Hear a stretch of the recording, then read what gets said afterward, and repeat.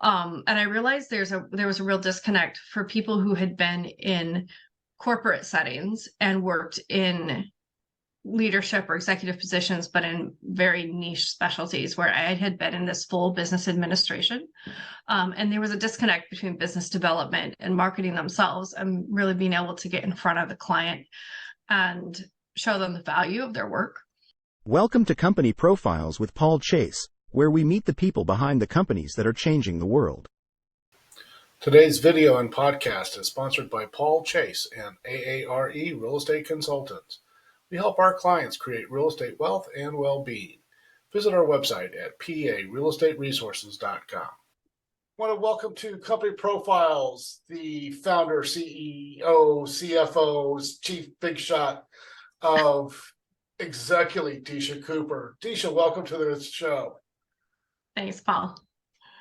Hey, Diesha, we've known each other for a little bit through the chamber, but for the two people in the world that don't know you yet, tell me a little bit about your background, to introduce yourself to those two people that don't know you yet, please.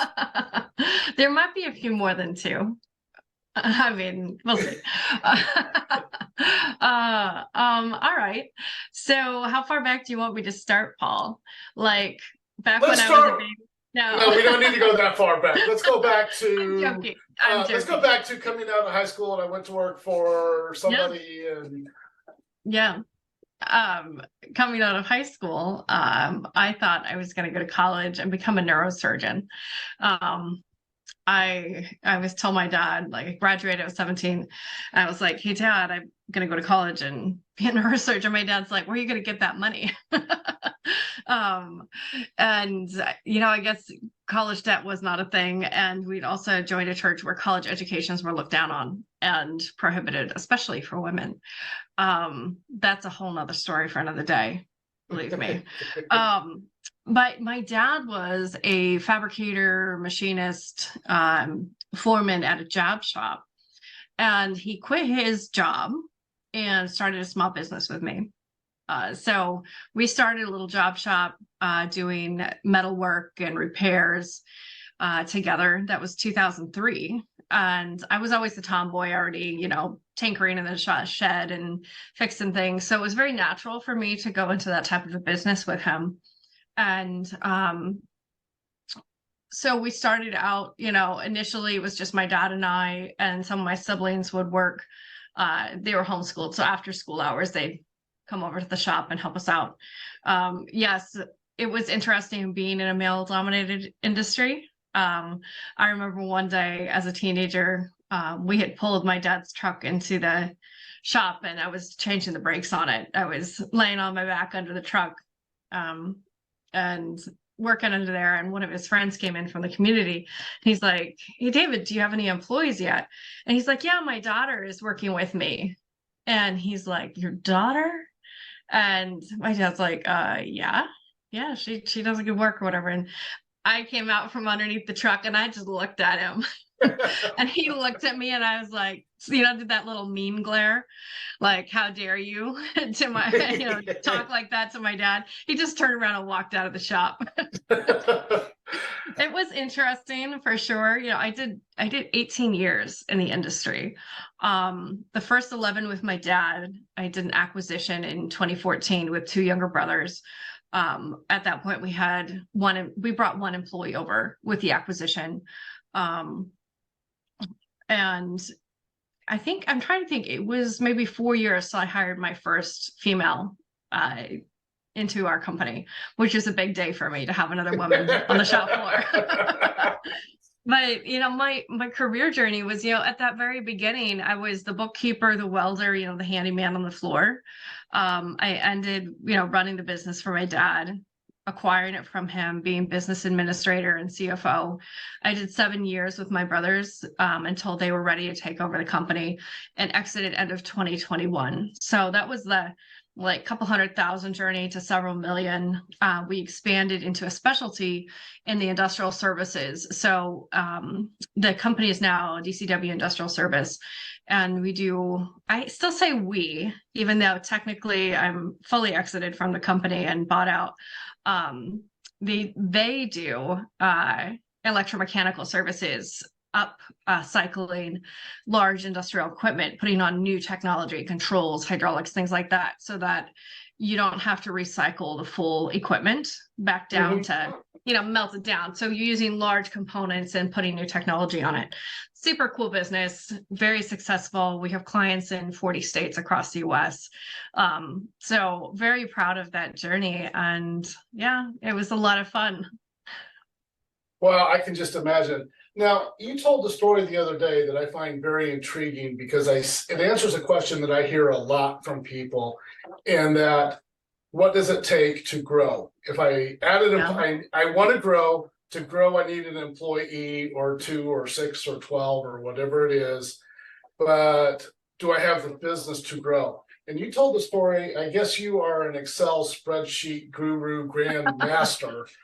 So tell me about that spreadsheet, because I found that story very interesting, and it's a scenario I hear a lot from other business owners. Yeah, I think you're talking about what I was explaining, an economies of scale spreadsheet. Problem. Yeah. So for my business, what I did was I did a lot of forecasting. That's one of the things that helped us grow.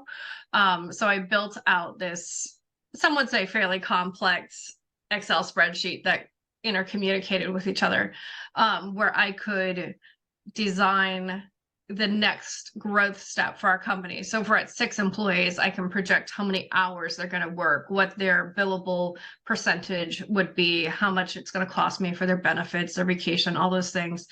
And at the bottom line, how much revenue we could generate with that individual.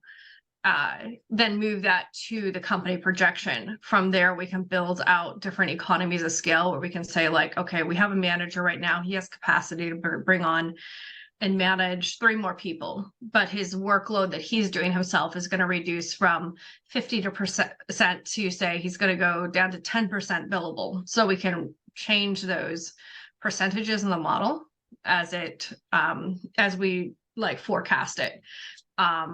And that way you can see like where your profitability margins are going to be for every single hire that you bring on as you scale a business. Now you could do this by batch too, or different ways. But for me, because we're in that small under 20 employees size, I did it one by one. That also helped me know if I could justify bringing on a new hire.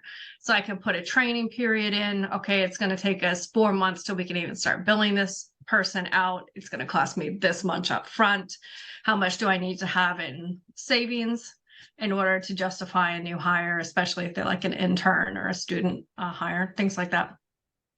Now, did that help you, if you went to the bank and said, okay, based off of these projections in our current business plan, and we have this kind of history, did that help you get money for expansion?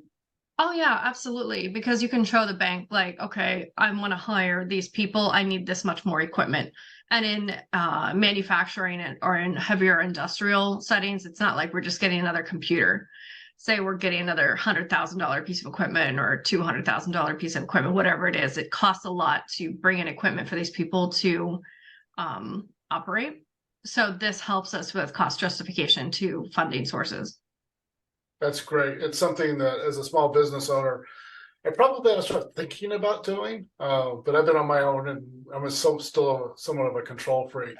But I think that makes a good segue into, you are a fractional CFO. So I know I got a better understanding of what a chief financial officer does, but what does a fractional CFO do? Yeah. So fractional simply means that I divide my time between multiple small businesses rather than being full-time for any one company. The CFO piece, I am an operational CFO, and there's like 10 different varieties of CFOs. So an operational CFO like myself is a focus on finance and operations and the connection between the two. So I work in revenue generation, increasing profitability, expense reduction, those types of activities, and really focused on the growth of a company when it comes to scaling up and growing to the next size. So I work very closely between optimizing operations and the way that impacts the finances. Yes, I get into some things like tax reduction or strategy. How are we going to run our depreciations, work with a CPA or a tax accountant, things like that. But a lot of what I do is in revenue, profitability, and on the hands-on side of making a company financially sound. I also know that you have a passion for small business. Is that a reflection of your upbringing and your background, or as opposed to going to work for a company that can hire you full time? I would say so, yes. Growing, I grew up in small business, and starting my dad's business with him at 17 wasn't